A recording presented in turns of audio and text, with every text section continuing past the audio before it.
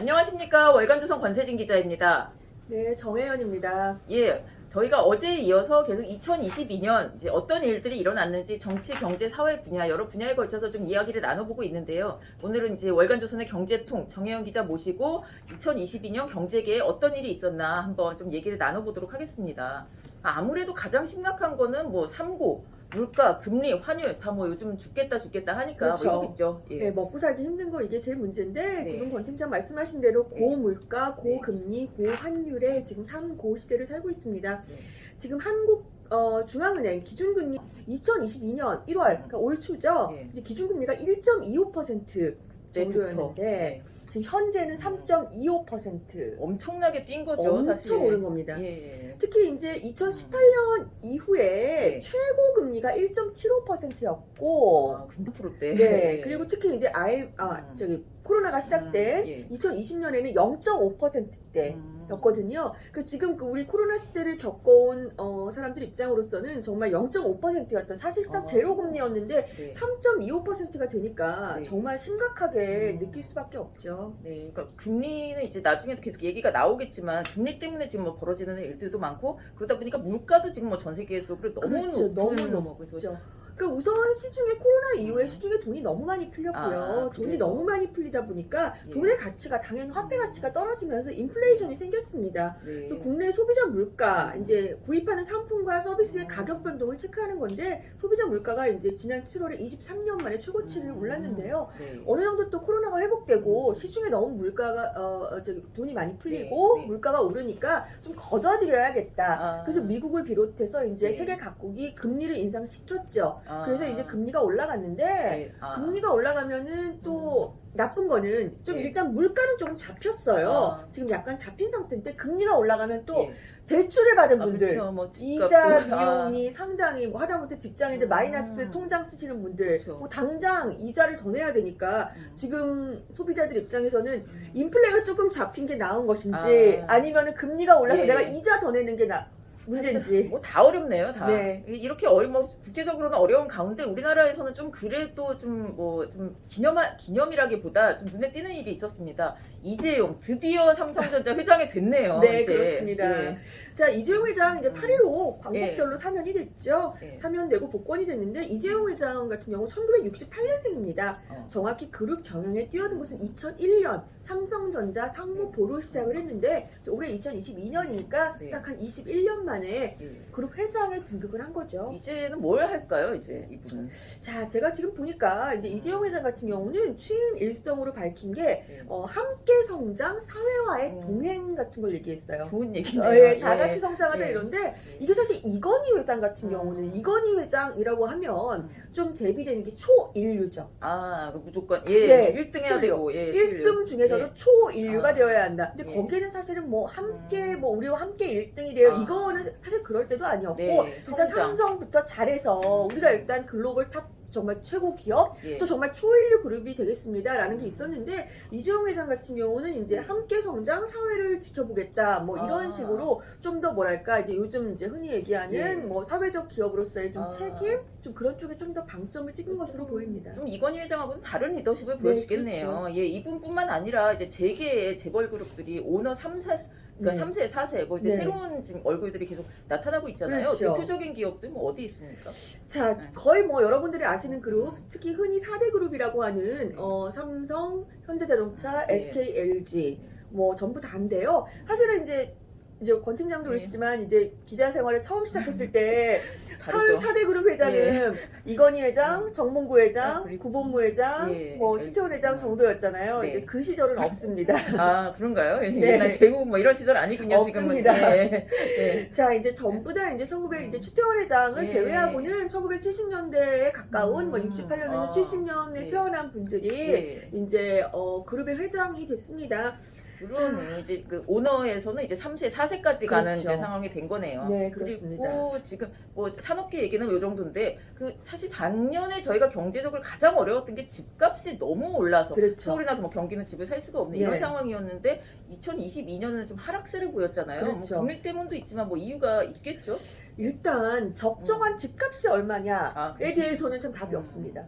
적정한 집값 얘기라면 누구는 뉴욕의 센트럴 파크로 그렇죠. 비교하고 거기보다 싸다 뭐 이런 네, 얘기. 싱가포르나 뭐 홍콩 집값을 얘기하고 또 뭐 도쿄 같은 경우는 뭐 거의 뭐 방 2개짜리 예. 이런 데 산다 뭐 이러기 때문에 예. 사실 집값이 얼마가 맞느냐 예. 내 집이 과연 얼마여야 하느냐는 적정선은 없는데 네. 문제는 이제 이 등락이 예. 너무 심한 거죠. 그럼 월급 받아서 살 수가 없으니까 그렇죠. 이제는 그러면 이제 앞으로도 조금 더 떨어질 거라고 예상이 다 되는 예상이 거죠. 되죠. 특히 예. 이제 2022년 예. 하반기에 좀 하락세가 두드러졌는데요. 예. 전국 평균적으로 아파트 가격이 3.4%가 떨어졌고요. 이거는 24년 만에 최대 하락시라고 합니다. 그러네요. 특히 세종 예. 같은 경우는 1년 만에 집값의 10%, 그러니까 만약에 5억 10%? 집이었으면 갑자기 4억 5천이 된 거죠. 아, 이렇게 빠져서 이게 항상 이렇게 너무 가파르면 문제가 되는데 예. 너무 이제 아파트 자체가 하락세인데다가 예.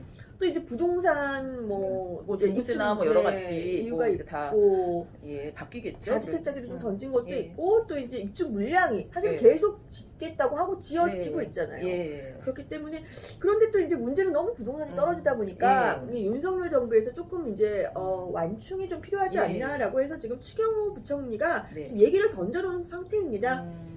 떨어지면 사실 사람들 또 힘들죠. 또 집이 또 사람들. 집값이 떨어지면 예. 자산이 사실상 이게 예. 집이 없는 분들은 집이 집값이 예. 떨어져서 내 집 마련의 꿈을 좀 실현했으면 좋겠지만, 좋겠고 하지만 또 이제 집이 한 채가 전부예요. 예. 특히 이제 연세가 있으시거나 이런 분들은 갑자기 떨어지면 사실상 또 곤란하니까. 내 자산이 떨어지는 거니까 참 이게 어렵습니다. 근데 그렇죠. 추경호 부총리가 이제 그 부동산과 관련해서 네. 규제 지역을 추가로 해제하고 뭐 네. 취득세 등에 대한 개편안을 담은 다른 이제 방안을 조만간 네. 발표한다고 얘기한 상태니까 한번 예. 지켜봐야 될 것 같습니다. 그리고 이제 정부가 좀 해야 될 일들이 있는 거잖아요. 그러니까 그렇죠.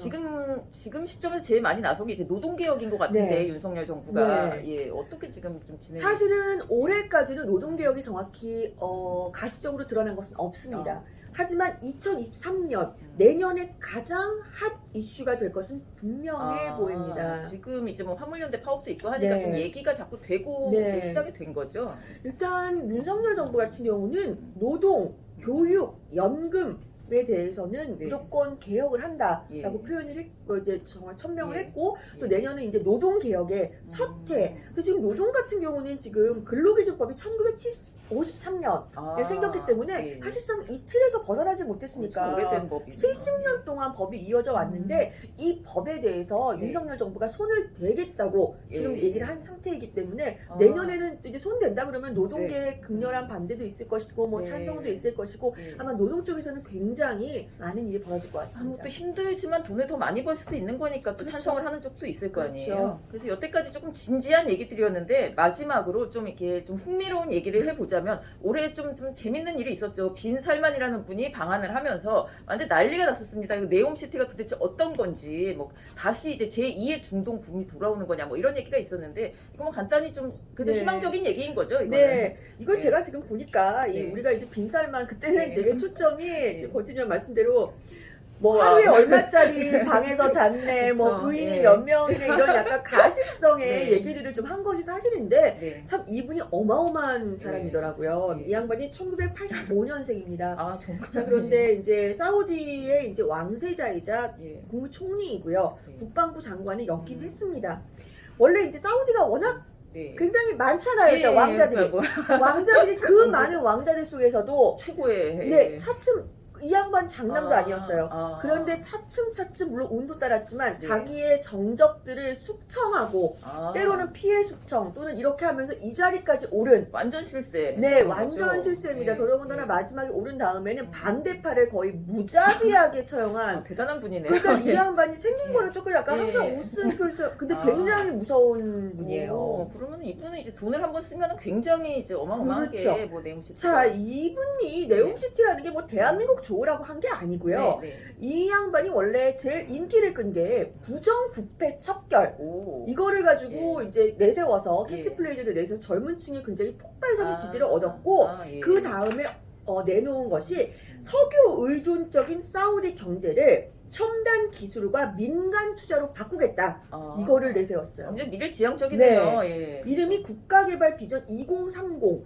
이 중에 하나가 예. 네옴시티라는 걸 만들겠다는 아, 겁니다. 우리도 좀 그런 식으로 이제 좀 발전적인 면으로 네. 간다면 굉장히 좋은 이제 비전이 보이겠네요. 그러니까 이 네옴시티라는 게 네. 총 예산이 한 670조. 어. 그러니까 우리나라 한해 예산을 그러게요. 600조를 넘었잖아요. 예. 근데 이분이 사실 한국을 좀 좋아하는 건 사실인 것 같아요. 그렇다면서요. 일본도 안 가고. 네, 예. 이번에도 보니까 지금 2019년도에도 6월에 한국을 와서 예. 그때 이제 문재인 대통령하고 전 예. 대통령과 예. 만난 적이 있고 그때 이제 4대 그룹과 해서 아. 10조 원 정도 돈보따리를 아, 풀고 갔고요. 아, 이번에 2022년 지난달이죠. 예. 11월에 와서는 일단 이제 이 네옴시티를 건설하는데 한국들이 이제 좀 뭐 좀 네. 도와서 해라 기업이. 이래서 40조 원의 돈보따리를 풀고 갔으니까 어마어마한 분이네요. 친환적인 분은 네. 맞아 보입니다. 예, 그래서 여태까지 2022년에 있었던 경제계의 여러 가지 일을 짚어봤고요. 좀 어두웠지만 내년에는 좀 더 희망적인 모습으로 좀 만나볼 수 있었으면 좋겠습니다. 오늘 이야기 여기까지입니다. 감사합니다.